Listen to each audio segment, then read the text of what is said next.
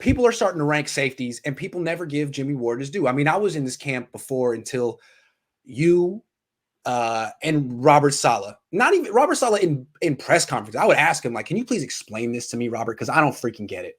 And he would lay it out. I'm like, all right, that's a good point. He's in man coverage, not getting thrown to. He's doing his job. Fair, fair, fair. So given that we've all had this enlightenment, this age of enlightenment with Jimmie Ward, and a lot of people haven't, can you please set the record straight on where he ranks and where he's getting ranked?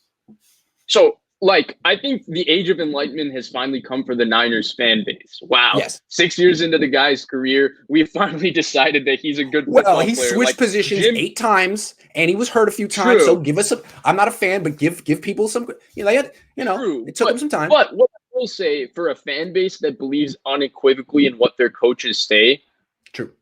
Vic Fangio and that coaching staff loved him. Eric Mangini and that defensive coaching staff loved Jimmie Ward. Jim O'Neill and Chip Kelly loved Jimmie Ward. Kyle Shanahan, Robert Saleh loved Jimmie Ward. So how many players go through 4 regimes where all coaching staffs, when you ask about Jimmie Ward, is I love the player. I love the player. So versatile, so tough. And I love the football player. Which you can see why. Right? Yeah. Right. So to me, I was like, it's confusing because, like, they'll believe, like, they'll believe when, Kyle Shanahan says that, Jalen Hurd is looking good, but they won't believe when Kyle Shanahan says, no, Jimmie Ward is one of the best football players on our team. I would wear a Jimmie Ward jersey if I could. So that was always confusing to me. But now this fan base is rounded out towards this idea that he's a hell of a football player. Real quick, to be fair, it's just that his box score isn't the most impressive. Like, if you haven't watched a ton of Jimmie Ward tape and you just look at his box score, you're like, well, the picks aren't there. I mean, he's missing time. But that's the whole reason you got to watch the tape. Right. Yeah. And so then now we're getting to a point where the other argument against him was health. But he's had 2 pretty healthy seasons, right? 14 and 14 games. And we're reaching a point where I think it's time that he starts to get his national consensus. I actually think his partner should get his national consensus too, but his partner hasn't been unhealthy in Jaquiski Tartt, been unhealthy in Jaquiski Tartt. So I can understand it. And I'm seeing these national rankings come out. PFF has been doing rankings constantly. Respect to PFF, their rankings have been terrible. I don't know what logic they're using to make their rankings, but their rankings have been terrible. PFF does some things well. Rankings aren't one of them. Yeah, and Sam Monson did some safety rankings, and he had Jimmie Ward 19th. To me, that's stunning because there's not 18 safeties in the NFL better than Jimmie Ward. He had Jimmie Ward ranked as the 19th best safety in the NFL, and he had guys like Darnell Savage above him. That's where I was like, huh? He had Adrian Amos above him. Adrian Amos is a really consistent, solid player. He is not better than Jimmie Ward. There were a few others. Like, for example, the criteria. Let me go on just a little side rant away from Jimmie Ward because I want to just show the flaws in the criteria of this ranking, okay? In that particular ranking, Sam Monson wrote 2 paragraphs. His number 1 safety was Justin Simmons of the Denver Broncos. He said he's the only PFF graded out safety to have 2 90-plus seasons in a row. I'm not discrediting Justin Simmons because he's a hell of a football player, but he also plays in the most safety-friendly scheme in the NFL with Vic Fangio. We saw what he did for Deshaun Goldson and Dante Whitner, but here's the funny thing. Sam Monson was able to see this nuance because number 24, he had ranked Eddie Jackson, who he said had a 90-plus rated, who had a PFF graded 90 season with Vic Fangio, so the same 90 grade that Justin Simmons has gotten the last 2 years, but has really fallen off since Vic Fangio left. Well, genius, the answer is right there in front of you. Maybe both are good safeties. One is playing with Vic Fangio currently. One was playing with Vic Fangio before. Maybe one is not the number 1 safety and the other one's not the number 24th safety. That's the saltiest I've ever heard. He said, well, genius. I was, woo! Those fighting words. I mean, fighting words. The inability to, because if you can logically I understand if somebody wasn't logically understanding that. He wrote the exact right answer in either of those paragraphs, and he has one ranked 1, one ranked 24. Logically, there's no conclusion. Right. There's no conclusion. So, yes, Justin Simmons' production is inflated because he plays with Vic Fangio. Yes, Deshaun Goldson's production was inflated because he played with Vic Fangio. Yes, Dante Whitner.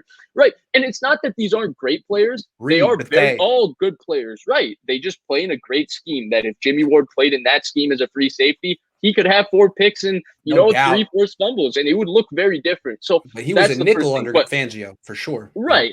And then here's what really put me over the top, right? And Fangio asked so much of his nickel. That's why he always has a highly paid nickel. They paid Bryce Callahan a ton of money because he asked his nickel to guard in man coverage a lot. And that's what Jimmie Ward had to do as a rookie. But here's what really put me on over the top. Today, Doug Farr for USA Today had a list where he ranked his top 11 safeties in the NFL, okay? Darnell Savage is at 3 on that list. I'll post a couple of film clips kind of being a little salty about why Darnell Savage shouldn't be ranked there. Maybe I will, maybe I won't. Hopefully, at that point, I regain my poise and I'm like, okay, this is not the best decision. But at this moment, I have a couple lined up and a couple more Jimmie Ward ones lined up to post.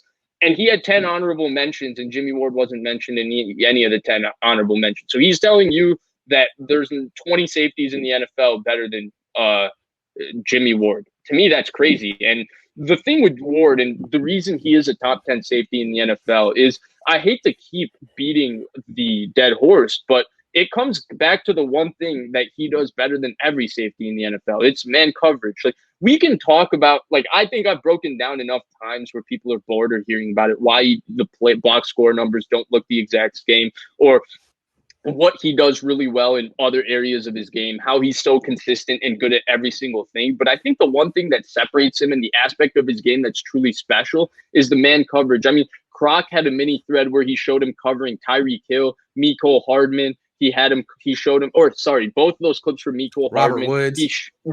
I posted the one with him covering Robert Woods. He showed Gerald Everett, Cooper Kupp, Jared Cook. The point is that this guy deletes people in man coverage. You don't get thrown the ball if you're deleting people in man coverage. This guy is unbelievable. I think that when you add the fact that he's this special man coverage free safety, he never gets beat over the top when he plays in the post.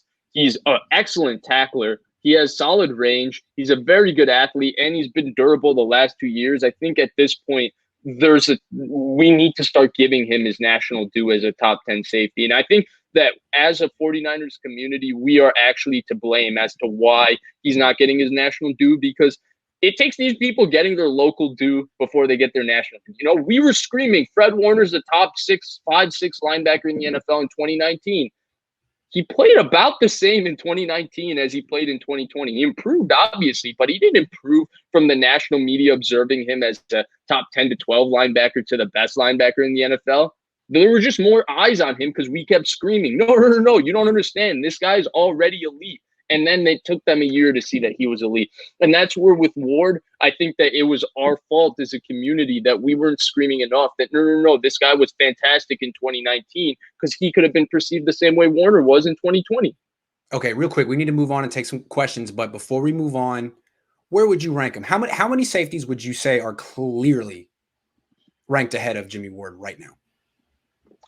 Buda Baker. That's one.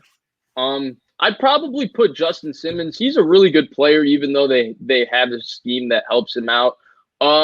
John Johnson, who just got signed by the Browns. I think he's a guy that's in that same conversation. Those would be the 3.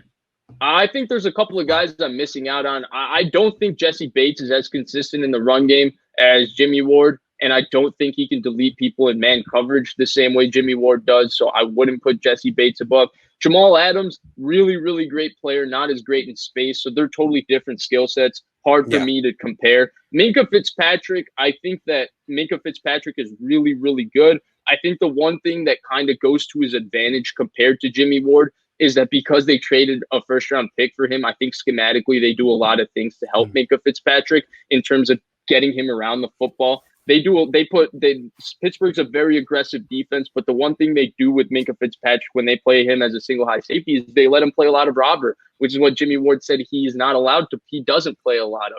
And what robber, basically, the entire notion of what a robber safety is, it's basically you're going to pick off backside crossers. You're going to basically be you're literally robbing the backside. You're on the backside and you're robbing the front side concept. So if there's a crosser coming across and you're a single high safety, you're going to jump the crosser. And Minkah Fitzpatrick, because of that, has gotten quite a few interceptions. That's why he always seems to get thrown the football, because schematically the Steelers put him right there near it. Now, he has great instincts, great hands, but I personally wouldn't say he's definitively better than Ward. So I think it's those three for sure. Okay. I think everybody else you can make a conversation, honestly, if I'm talking objectively. Now, I haven't watched every safety in the NFL, but I think Baker, Simmons, and John Johnson would be the only three that I would say, okay, I'd be So comfortable. it's fair to call him top taking, 5. Yeah. Yeah, I think so. Okay. Tyrann Mathieu, to me, is the same exact player. Okay.